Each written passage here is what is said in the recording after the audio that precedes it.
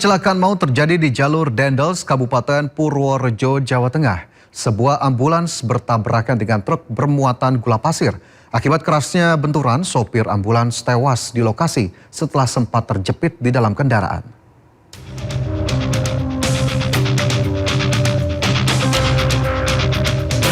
Kecelakaan maut melibatkan ambulans dan truk bermuatan gula pasir terjadi di jalur Dendels, Kecamatan Purwodadi, Purworejo, Jawa Tengah. Benturan keras membuat bagian depan ambulans ringsek parah dan kendaraan dalam posisi miring di tepi jalan. Sopir ambulan, Nafingin, meninggal dunia setelah terjepit di balik kemudi kendaraan yang ringsek parah dan proses evakuasi berlangsung dramatis. Tim SAR gabungan dari Basarnas Kulon Progo, aparat kepolisian serta relawan diterjunkan ke lokasi. Petugas membutuhkan waktu sekitar 25 menit untuk mengeluarkan korban dari dalam kendaraan yang rusak berat. Mobil ambulan bertabrakan dengan truk, di mana truk itu berawal dari perjalanan dari arah Kebumen menuju Yogyakarta dan ambulan dari Yogyakarta menuju ke Kebumen. Pada saat di TKP kejadian, ambulan menabrak dari sisi depan kanan truk yang dimana ambulan tersebut oleng ke arah kanan sehingga mengakibatkan kecelakaan. Dugaan ngantuk atau gimana, Dan? Sampai saat ini sedang kita dalami dugaan tersebut, kami sedang mengumpulkan saksi-saksi sehingga masih dalam penyelidikan. Selain sopir yang meninggal dunia, 2 penumpang ambulans lainnya dilaporkan mengalami luka ringan dan langsung mendapatkan perawatan medis. Peristiwa ini menjadi pengingat bagi seluruh pengguna jalan untuk selalu berhati-hati, terutama di jalur cepat dan padat seperti Jalan Dendels. Pastikan kondisi kendaraan prima serta tetap fokus selama berkendara.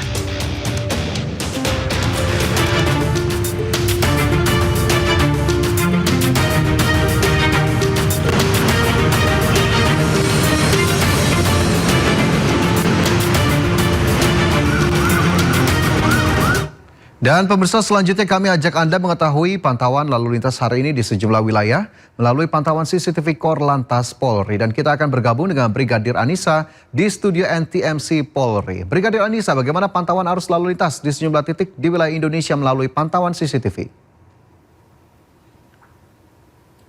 Ya baik, terima kasih Fajar dan juga selamat siang pemirsa. Kembali saya Brigadir Anissa hadir untuk menemani libur panjang Anda yang akan menginformasikan kondisi arus lalu lintas terkini dari pantauan CCTV Korlantas Polri. Untuk itu langsung saja kita menuju ke CCTV yang pertama, yakni di kawasan JPU Taman Anggrek, Jakarta Barat. Bisa kita saksikan bersama di layar kaca Anda situasi arus lalu lintas pada siang hari ini dari arah Selipi yang akan mengarah ke Grogol melalui jalur arteri masih terpantau dalam keadaan relatif lancar, begitupun untuk arah sebaliknya. Dan untuk arus lalu lintas di tol dalam kota arah Jakarta yang akan mengarah ke tol Airport Jalan Prof. Setiatmo juga masih terpantau relatif lancar pada siang hari ini. Kami himbau bagi para pengendara untuk selalu berhati-hati serta menjaga kecepatan maksimal kendaraan Anda. Berikutnya kita bergeser ke kawasan kilometer 57-600 rest area Karawang. Arus lalu lintas dari arah Cikampek yang akan mengarah ke Jakarta untuk siang hari ini terpantau relatif lancar di kedua arahnya. Namun kami himbau bagi para pengendara karena dominasi kendaraan berat yang melintas pada siang hari ini di kawasan ini, kami menghimbau untuk menjaga jarak aman serta menghindari blind spot. Dan berikutnya kita akan beralih ke kawasan Jawa Timur, tepatnya di kawasan Simpang PDAM Malang. Arus lalu lintas dari Jalan Soekarno-Hatta yang akan mengarah ke Kota Malang untuk siang hari ini terpantau sudah ada peningkatan volume kendaraan, namun terpantau lancar. Namun kepadatan arus lalu lintas pada siang hari ini terjadi karena adanya perpotongan arus di kawasan Blimbing yang juga menjadi salah satu faktor yang menyebabkan adanya antrian panjang kendaraan di jalur ini dan dapat mengganggu kelancaran arus lalu lintas di kawasan ini. Dan dari arah sebaliknya juga terpantau sudah ada peningkatan didominasi oleh kendaraan pribadi roda 4. Kami mengimbau bagi para pengendara untuk selalu bersabar, memperhatikan arahan dan himbauan petugas kami yang ada di lapangan serta memperhatikan rambu-rambu yang terpasang di sepanjang jalan. Untuk yang terakhir kita pantau kondisi arus lalu lintas di kawasan Simpang 4 Sudirman, Bali. Arus lalu lintas dari kampus Unut atau Jalan Sudirman yang akan mengarah ke Jalan Tiara Dewata terpantau dalam keadaan relatif lancar dan juga dari arah sebaliknya juga pada siang hari ini terpantau dalam keadaan ramai dan lancar. Ketersendatan sesekali terjadi hanya menjelang traffic light saja. Dan untuk arus lalu lintas dari Jalan Niti Mandala Renon yang akan mengarah ke Jalan Dewi Sartika. Situasi arus lalu lintas juga terpantau relatif lancar. Kami himbau bagi para pengendara, khususnya untuk pengendara roda 2, untuk selalu menggunakan helm berstandar SNI, guna keamanan dan juga keselamatan. Serta kami ucapkan terima kasih bagi para pengendara yang telah berhenti tepat di belakang garis stop untuk menunggu antrian traffic light. Dan juga pemirsa, kami selalu menghimbau untuk selalu berhati-hati dalam berkendara dan juga pastikan kendaraan dalam kondisi yang prima. Untuk mengupdate bagaimana kondisi arus lalu lintas terkini, Anda dapat menghubungi call center kami di nomor 15669 atau juga dapat melalui WA center kami di nomor 085 871 50669. Itulah informasi pada siang hari ini dan salam presisi. Silakan kembali ke rekan Fajar. Terima kasih Brigadir Anissa atas laporannya. Selamat bertugas kembali. Salam presisi.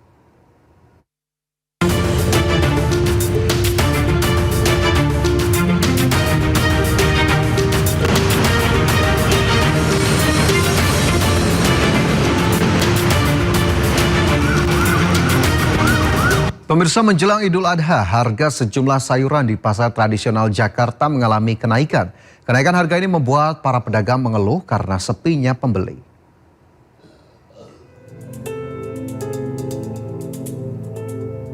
Jakarta Barat mengeluhkan harga komoditas sayuran yang terus merangkak naik sejak perayaan Idul Fitri.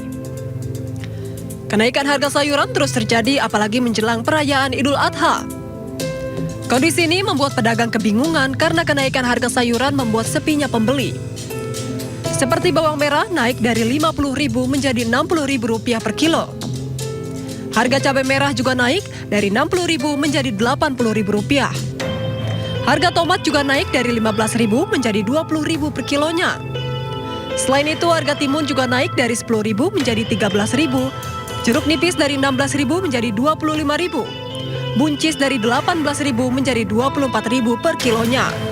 Hingga daun seledri dari Rp20.000 menjadi Rp40.000 per kilonya. Sayur-sayuran murah ini kayak bawang merah, rawit merah, terus itu kalau rawit merah sebelum ini 60, 65, tapi sekarang 75, 80 gitu. Tergantung barangnya gitu. Akhir-akhir ini aja mau lebaran haji ya. Kalau harga sayuran memang ini ya, sedikit sih ada penaikan. Dari timun itu kan biasa saya jual 10.000. Sekarang nyampe 13, dari sananya udah 10.000. Kalau saya ambil 3.000 itu wajar untuk ongkos untuk apa gitu ya. Terus cabai ini sekarang cabai rawit saya lagi jualin 80. Memang pasaran dah kalau 80. Kenaikan harga sayuran diperkirakan terjadi hingga perayaan Idul Adha tiba.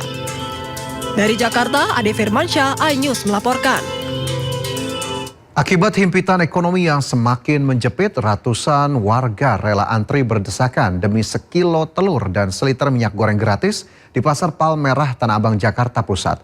Aksi saling dorong sempat terjadi karena warga takut tidak kebagian paket gratisan yang dibagikan dari Kementerian Pangan. Ratusan warga yang didominasi mak-mak dan lansia berdesakan untuk mendapatkan minyak goreng dan telur gratis di Pasar Palmerah, Tanah Abang, Jakarta Pusat.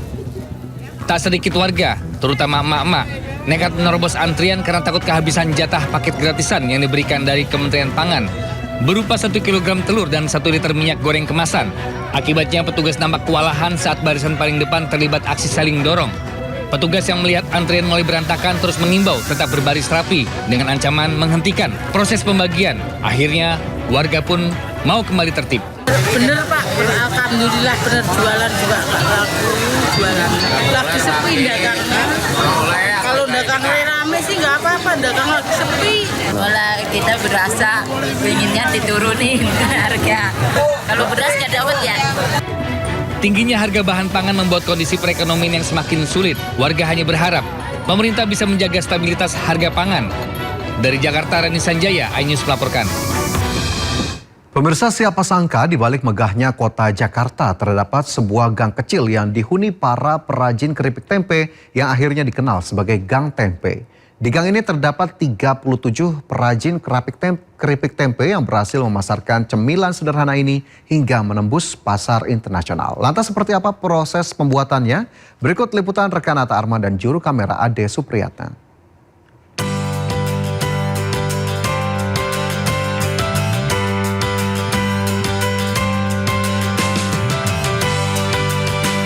Keripik tempe menjadi salah satu cemilan favorit masyarakat Indonesia. Nah, siapa sangka Makanan ringan ini bisa menghasilkan cuan yang menjanjikan bagi perajinnya. Di salah satu gang di wilayah Kramat Pela, Jakarta Selatan, terdapat 37 perajin keripik tempe sehingga dikenal sebagai Gang Tempe. Membuka usaha tahun 2011, awalnya para perajin hanya bisa memproduksi 10 hingga 20 kg keripik tempe dalam sehari karena keterbatasan alat produksi. Namun berkat bantuan salah satu pihak perbankan, kini dalam seharinya para produsen ini bisa menghasilkan hingga 300 kg keripik tempe. Kalau awalnya kita kesulitan adalah mesin potong. Tapi alhamdulillah dengan berjalannya waktu dari BRI, artinya memberikan bantuan yaitu mesin potong. Sudah pasti memudahkan kerjaan saya dan keripik tempenya pun sekarang jadi setipis mungkin. Nggak seperti dulu kita pakai peso maupun pakai karter. Tidak hanya berhasil menjual di pasar domestik, beberapa UMKM di sini sudah memasarkan keripik tempenya ke luar negeri seperti Singapura, Dubai, hingga Amerika. Distribusinya kita ekspor. Ada ekspor juga ke Dubai, Amerika, Kanada, sama Australia. Kita cuma buat masuk aja, terus mereka yang ekspor sendiri. Ada orang yang untuk ekspor lagi. Rutin mendapatkan pelatihan dan pembinaan, usaha UMKM di Gang Tempe ini berkembang pesat.